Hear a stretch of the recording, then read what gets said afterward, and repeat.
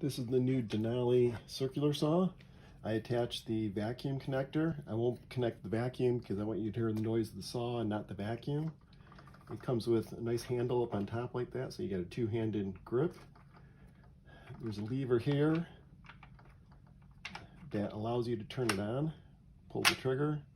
You can't turn the trigger on unless you push the button in and go left or right. And everything's, the guard and the bottom guard are all made out of plastic. Comes with a blade, and what we're going to do is cut this piece of wood. It's a curly maple 4/4. We'll set the for height adjustment.